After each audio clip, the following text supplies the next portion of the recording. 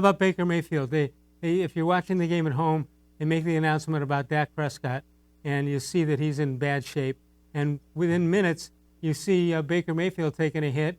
And I don't think the announcers or the producers or whoever is in charge of that kept us up to date enough on that, because we didn't hear anything about it.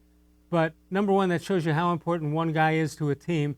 And it also, everybody's Browns fans, they had to hold their heart because Baker Mayfield was on the verge of being wiped out.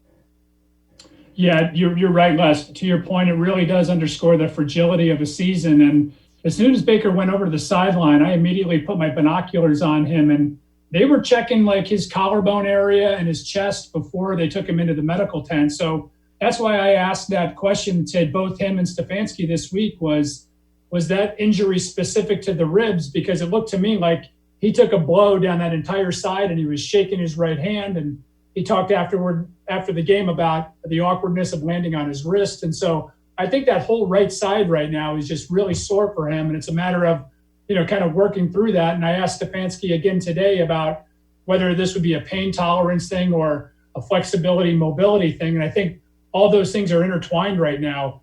We did not get to see Mayfield in practice today because they were pushed indoors because of the weather. But yesterday, while we were out there for the 10 or 15 minutes that we were outside to watch him, he looked very ginger, even in just the way he moved around without doing much. You could tell that he was still hurting. So hopefully this time off will get him right and make sure that he's out there on Sunday. The thing that I was most concerned with is that it's okay if he gets hurt or get dinged, as they did in the old days. If you take him out and put somebody in for a series or two, that's not a big deal. It used to be. The quarterback never wanted to give up the ship. I understand that. But in this case, if you're going to keep Baker in and you're going to have to make something happen offensively, you have to make something happen offensively, as opposed to just handing the ball off, which you could have done also if you wanted to. You could have handed it off. But if you felt it was good enough to pass and take a hit, so be it.